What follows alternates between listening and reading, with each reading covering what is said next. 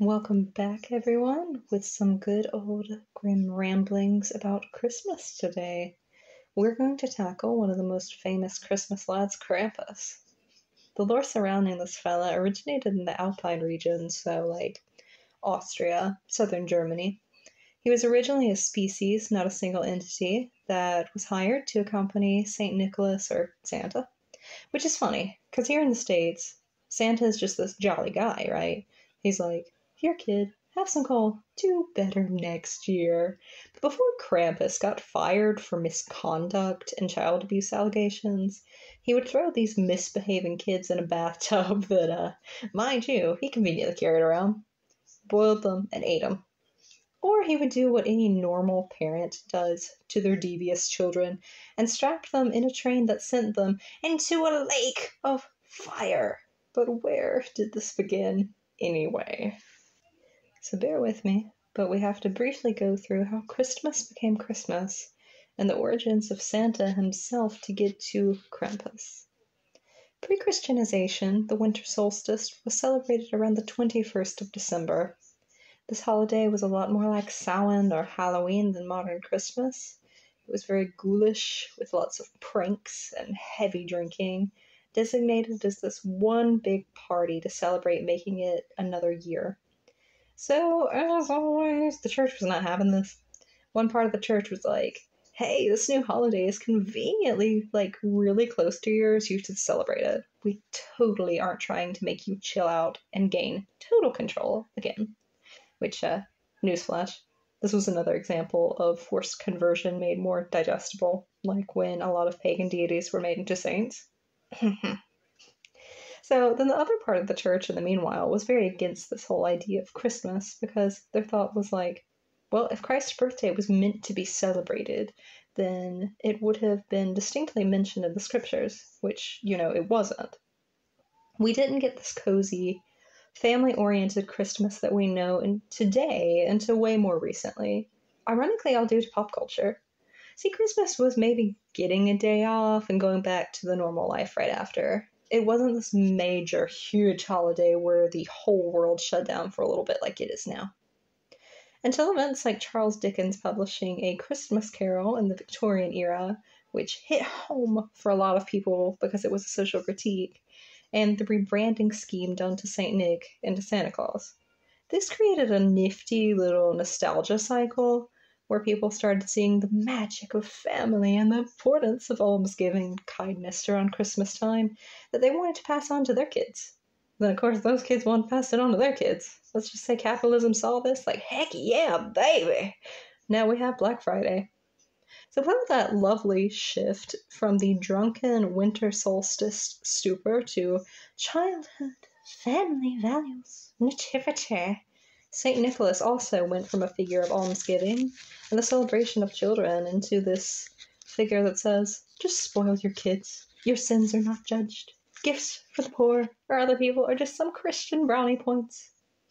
Which kind of, okay, I get it, but it also sucks because St. Nicholas had these humble origins as, an actual saint you were supposed to respect, mourn, and aspire to be like. So with jolly St. Nicky Six, St. Nick, we get closer to Krampus. Lore surrounding St. Nicholas became popular in the Alpine regions during the 11th century, most of which took place during the Advent season. So the Feast of St. Nicholas falls on the 6th of December, right, the 6th, to celebrate his duty as the patron of children. He's allegedly, what does that sound like a true crime thing? Yes, St. Nicholas allegedly arrives in the eastern rite vestments of a bishop with a golden ceremonial staff, and he gives kids oranges, dried fruits, chocolate, walnuts. Gotta love some walnuts, unless you're allergic to them. Screw those kids, though. Krampus gets them. Something important to note is that in these celebrations, he only cares about the well-behaved kids. So what happens to the bad kids? Krampus happens. So the night before, the 5th of December, is Krampus night or Krampusnacht. Krampus and St. Nicholas go around this night, and Goat Daddy punishes the bad kids. Krampus has a sack on his back to stuff the menace crotch fruit in, and carries around these birch rods, or roots, that likely originated in pre-Christian pagan initiation rites. He's said to beat these naughty kids with a fruit or even whips in some more modern depictions. Others say he literally eats the children and takes them to hell. The next morning, the kids that weren't obliterated wake up to cool St. Nick's gifts and have their injuries nursed. The oldest mentions that we can find of Krampus date back to around the 6th or 7th century AD, and of course pre-Christian Alpine rituals for the winter solstice, but we don't have written sources until the end of the 16th century. According to legend, he is the son of the Norse goddess of the underworld Hel or Hela, and as Christianity spread, people just couldn't let go of this funky figure.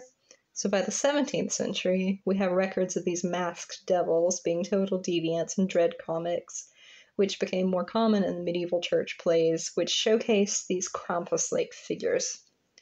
They're clearly examples of pre-Christian, quote, heavily quoting, heathen aspects being merged into Christian activities for the reasons that we mentioned earlier. Krampus was now formally established as the devilish counterpart of St. Nicholas. And to me, it's challenging to know how much of this was an act of literally demonizing anything pre- or non-Christian, and how much of his character was originally an actual bad guy.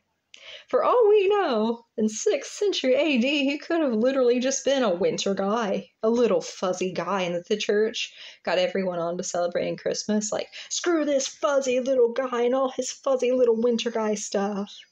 And if you think about it, is modern Krampus even bad?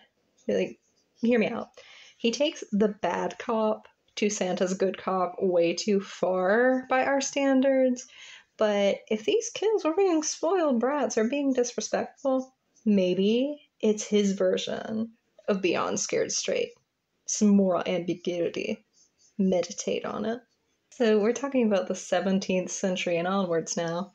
Krampus became, ridiculously popular. Cards of this little guy depicted him going from a mortifying goat man, child slayer, to a cute, funny, or even kind of suggestive figure drawn on the front of a little gag holiday postcard situation.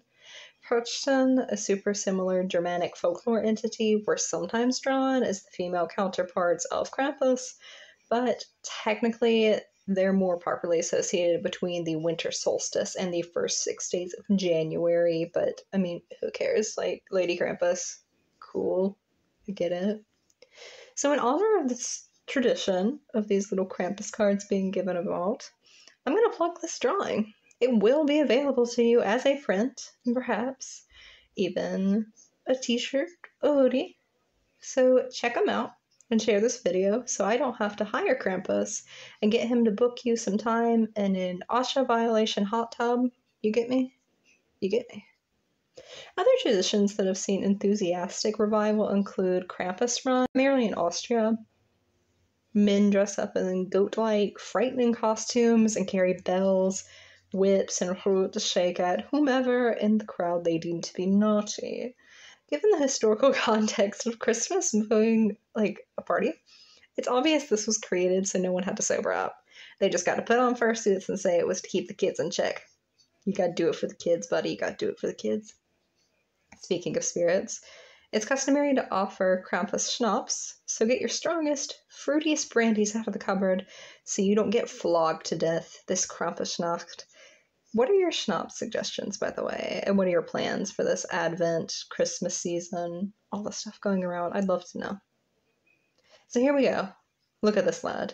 He will indeed be available for grabs in the very near future if you'd like some forever sentimental Yuletide decor to hang up and pass on to your kids, your tortoises, your lobsters, your bonsai trees, whatever. Thank you so much for tuning into my channel once again.